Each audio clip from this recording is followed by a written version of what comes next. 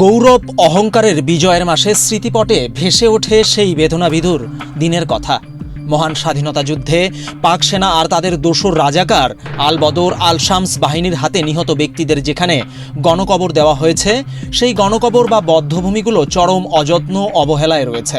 এসব গণকবরের কোনোটির সীমানা প্রাচীর, কোনোটির স্মৃতিস্তম্ভ না থাকায় দেখভালের অভাবে গোচরণ ভূমিতেও পরিণত হয়েছে।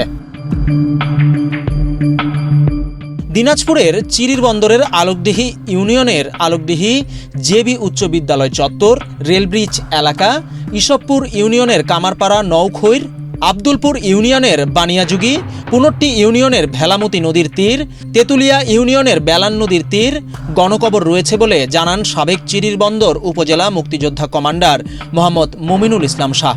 এসব গণকবরের মধ্যে শুধুমাত্র আলোকডিহি জেবি উচ্চ বিদ্যালয়ের গণকবরটিতে সীমানা প্রাচীর ও মুক্তিযুদ্ধে নিহত শহীদদের নাম ও ঠিকানা সম্বলিত স্মৃতিস্তম্ভ নির্মিত হয়েছে, তবে বর্তমানে জরাজীর্ণ হয়ে রয়েছে সেটিও। আলোকডিহির গণকবর খননকারীদের মধ্যে রয়েছেন দক্ষিণ আলোকডিহি গ্রামের মোহাম্মদ আব্দুল জব্বার শাহ, মোহাম্মদ ইসাহাক আলী, ঘুটু ফকির, মনজের আলী, মুজিবুর রহমান, বদিউজ্জামান। এসব গণকবর বা বধ্যভূমি খননকারীদের মধ্যে অনেকে বেঁচে থাকলেও বদিউজ্জামান আর বেঁচে নেই। তাকে পাক সেনারা নির্মমভাবে গুলি করে হত্যা করে। পরে মনজের আলী বয়সে মারা যান। গণকবর খননকারী আব্দুল জব্বার শাহ সেই বিভীষিকাময় দিনের স্মৃতিচারণ করতে গিয়ে চোখের অশ্রু সংবরণ করতে পারেননি। হেলিসি খান আসিয়া আমাদেরকে গুলি করার জন্য, ভাই শোনেন, এতক্ষণ পুরো বললেন যে তোমাকে ছাই দেওয়া হবে, লোকগুলা কাপন থাপন করার পর হ্যাঁ তোমরা বাড়ি চলে যাবেন, নিজ নিজ বাড়ি যাবেন। তো এখন ফিরে আবার গুলি করবেন, তা করেন, তাতে কোনো আপত্তি নেই। হ্যাঁ, তখন আমি কিন্তু ওই প্রাণে ভয় আর কি হঠাৎ করিয়া একাল মানে এইদিকে দিয়ে দেবো।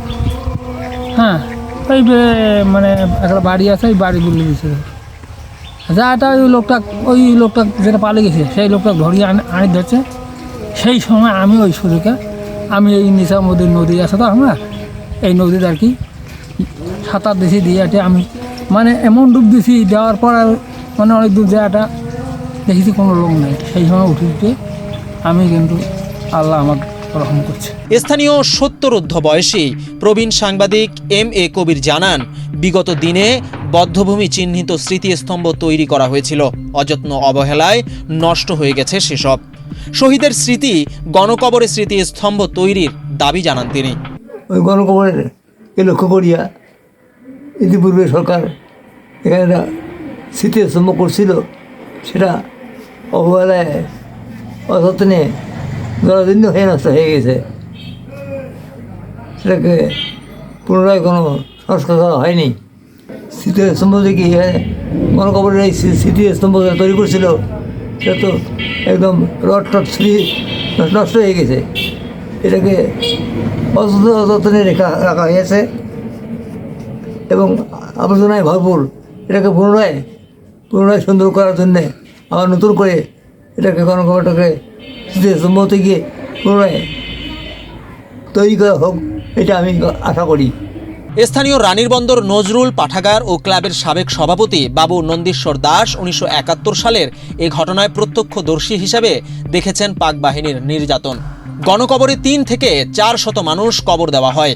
এক একটি কবরে 19 থেকে 20 জনেরও বেশি দাফন করা হয়েছে। যে গণকবরটি হয়, সেই গণকবরটি আলোকডিহি স্কুলের উত্তর পশ্চিম কোণে যে গণকবরটি হয়, অনেক লোক এই গণকবরে মানে কবর দেওয়া হয়। সম্ভবত আমার জানা মতো 19 জন তো হবে এবং তারও বেশি এই লোকজন এখানকে গণকবরটা এখানে দেওয়া হয়েছিল। গণকবরে আরও আশেপাশের লোকজন, কিন্তু অধিকাংশ লোকজন ছিল আলোকডিহি ইউনিয়নের আলোকডিহি গ্রামের কৃষ্টরি এলাকার লোকজনই বেশিরভাগ এই খানসানার এখানে আনি কবর দেয়। সচেতন মহল দ্রুত এসব বধ্যভূমি চিহ্নিত করে সীমানা নির্ধারণ, স্মৃতিস্তম্ভ নির্মাণ ও নিয়মিত রক্ষণাবেক্ষণের দাবি জানিয়েছেন। তাদের মতে বিজয়ের মাসে বিজয় উদযাপনের পাশাপাশি শহীদদের স্মৃতি রক্ষায় কার্যকর উদ্যোগ নেওয়াই হবে স্বাধীনতার প্রকৃত মর্যাদা রক্ষা।